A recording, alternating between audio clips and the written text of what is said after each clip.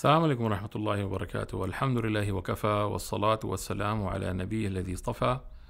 نبینا محمد وعلی آلہ واصحابہ ومن اہتدی بہدیہ اما بعد۔ نبی صلی اللہ علیہ وسلم کی احادیث مبارکہ مشکوٰۃ المصابیح کی حدیث نمبر 163 میں آپ صلی اللہ علیہ وسلم نے فرمایا: الا انی اوتیت القرآن ومثلہ معہ، کہ بے شک مجھے قرآن اور اسی کے برابر ایک اور چیز بھی دی گئی ہے۔ اور اسی حدیث میں آپ صلی اللہ علیہ وسلم نے فرمایا کہ ایک وقت ایسا آئے گا کہ ایک آدمی پیٹ بھرا ہوا، ٹیک لگائے ہوا، یہ دعویٰ کرے گا کہ قرآن کے اندر جو ہم پاتے ہیں حلال اس کو حلال کرنا چاہیے، اور قرآن کے اندر جو ہم پاتے ہیں حرام اسے حرام کرنا چاہیے۔ اور اس کے بعد آپ صلی اللہ علیہ وسلم نے فرمایا کہ بے شک اللہ کا رسول صلی اللہ علیہ وسلم جو آپ پہ حرام یا حلال کرے گا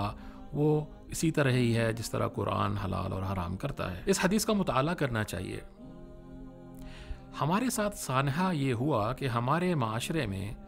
جہالت نے جنم لیا،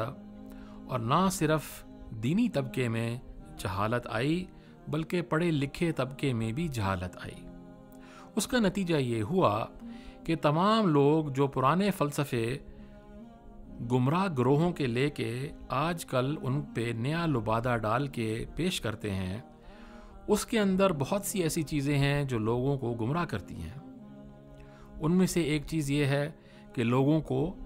جدید خطاب کے لبادے میں دقیانوسی الفاظ اور باتیں بتائی جاتی ہیں کہ بھئی حدیث ایک الگ چیز ہے اور قرآن ایک الگ چیز ہے، اور اگر حدیث جو ہے قرآن کے موافق نہیں ہے تو حدیث کو دور کر دینا چاہیے۔ اب مسئلہ یہ ہے کہ یہ پرانے خیالات، فلسفہ اور بحث و مباحثہ اور علمی اختلاف کی صورت تو یہ لے لیتے ہیں، لیکن ہمارے ہاں آج جس چیز کی کمی ہے وہ پڑھائی اور لکھائی اور جدید ٹیکنالوجی سے آگاہی کی بھی ہے، اور دینی مسائل کی جہالت کا ملاپ بھی ہے۔ عرب ملکوں کے ایک ماہر کمپیوٹیشنل لنگوسٹکس نے اسی سال ایک ریسرچ کی، اور اس میں انہوں نے رسالت مآب صلی اللہ علیہ وسلم کی یہ حدیث جو کہ مشکوٰۃ المصابیح کی ہے،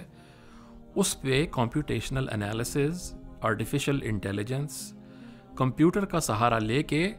قرآن شریف اور بخاری شریف کا مطالعہ کیا، اور دیکھا کہ آیا کہ ریزلٹس یا جو نتائج اس سے نکلتے ہیں وہ کیا ہیں۔ بڑی عجیب بات یہ ہوئی کہ جب یہ ریسرچ ہوئی اور یہ پبلش ہوئی اس سال، اس کے نتائج بڑے عجیب و غریب اور آپ صلی اللہ علیہ وسلم کی احادیث مبارکہ کے بالکل مطابق نکلے۔ اب ایک بہت ہی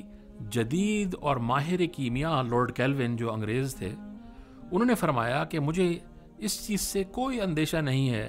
کہ آپ کون سے تجربات یا تجربے کرتے ہیں لیب میں، لیکن اگر آپ ان کو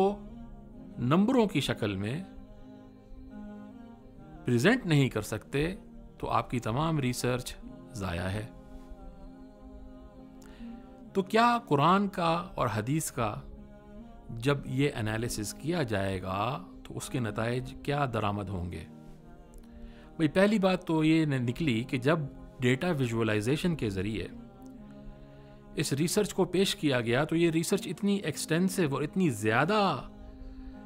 تھی کہ اس کو ایک ویڈیو پریزنٹیشن میں پیش کرنا مشکل ہے،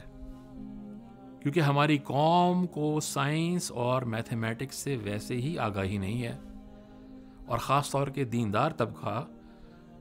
اس چیز میں کمزور ہے، اور جو پڑھا لکھا طبقہ ہے وہ دین سے نامانوس ہے۔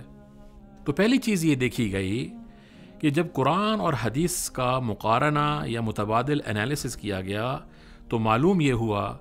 کہ قرآن کے اندر جو عدد ایک ہے جو کہ توحید کی دلالت کرتی ہے وہ سب سے زیادہ استعمال ہوئی، اور حدیث میں کم ہوئی۔ قرآن میں زیادہ ہوئی، حدیث میں کم ہوئی۔ پھر ایک بڑی عجیب بات منظر عام پہ یہ آئی کہ کچھ الفاظ قرآن کے ایسے ہیں جو کہ حدیث کے اندر بالکل نہیں پائے جاتے، اور اسی طرح حدیث کے کچھ الفاظ ہیں جن کی نسبت ہے، پرسنٹیج ہے، وہ قرآن کے اندر نہیں پائے جاتے۔ اب ایسا کیسے ہو سکتا ہے کہ ایک انسان جو 23 سال تک دین کی تبلیغ کر رہا ہو اور یہ دعویٰ کر رہا ہو صلی اللہ علیہ وسلم کہ ان پہ نبوت نازل ہوئی ہے، 23 سال تک وہ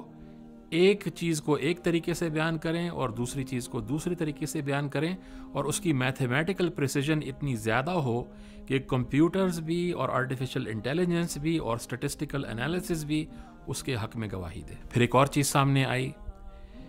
کہ آپ صلی اللہ علیہ وسلم کی زبان مبارک جس سے قرآن بھی نکلا اور حدیث کے الفاظ بھی نکلے، اس میں ایک یہ عجیب بات ہوئی کہ ان تمام جانوروں کے نام شمار کیے گئے جو کہ قرآن میں استعمال ہوئے تھے، ان کا حدیث میں کوئی نام و نشانی نہ تھا۔ اسی طرح کچھ جانوروں کے نام جو احادیث شریف میں بخاری کی موجود تھیں،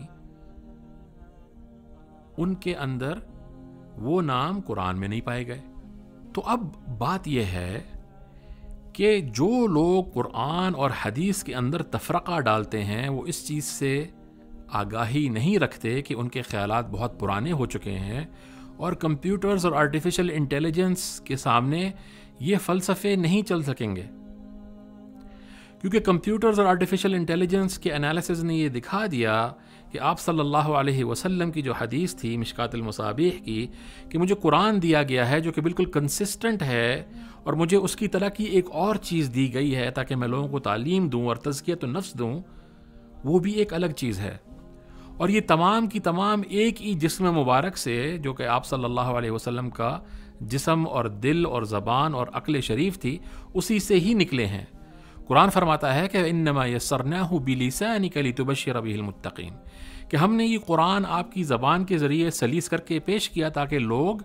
سمجھ سکیں۔ تو جس زبان مبارک پہ اللہ تعالیٰ کی تجلی ہوئی اور دل مبارک پہ اللہ تعالیٰ کی تجلی ہوئی، اسی سے قرآن بھی نکلا اور حدیث بھی نکلی۔ اب ایسا کیسے ہو سکتا ہے کہ آپ صلی اللہ علیہ وسلم جو کہ انبیاء کے نبی ہیں، جو کہ انبیاء کے سردار ہیں، حضرت موسیٰ علیہ السلام پہ طور سینا جب اللہ تعالیٰ نے ان کے ہاتھ پہ تجلی فرمائی تو ان کا ہاتھ سفید ہو گیا، نورانی ہو گیا، جب وہ جیب سے نکالتے تھے تو فرعون چندھا جاتا تھا اور فرعون کے لوگ نہیں دیکھ سکتے تھے، کہا جاتا ہے کہ سورج سے زیادہ روشنی نکلتی تھی۔ اب وہی اللہ تعالیٰ جب آپ صلی اللہ علیہ وسلم کے دل پہ اور آپ کی زبان مبارک پہ یا آپ کی عقل مبارک پہ تجلی فرمائیں گے تو کیا اس کے اندر کوئی خلل آ سکے گا؟ کیا اس سے نکلے ہوئے الفاظ قرآن کے جو ہے بچا لیے جائیں گے اور حدیث کے جو ہے چھوڑ دیے جائیں گے تاکہ اس کے اندر تاریخ کی آلودگی آ جائے؟ تو اصل مسئلہ یہ ہے کہ یہ تمام خیالات بہت پرانے ہیں، دقیانوسی ہیں، اور کمپیوٹیشنل لنگوسٹکس اور آرٹیفیشل انٹیلیجنس اور ڈیٹا سائنس کے زمانے میں ان کی کوئی بھی ویلیو نہیں رہی، ان فلسفوں کی کوئی ویلیو نہیں رہی، کیونکہ یہ کمپیوٹیشنل لنگوسٹکس کے رزلٹ سے ٹکرا کے پاش پاش ہو جاتے ہیں۔ تو اللہ تعالیٰ ہمیں قرآن اور سنت کی پیروی کرنے کی تلقین اور توفیق عطا فرمائے، اور ہمارے ایمان کی حفاظت فرمائے، اور ہمیں ان تمام فتنوں سے بچائے، آمین۔ وصلی اللہ علیہ سیدنا محمد وعلی آلہ واصحابہ اجمعین۔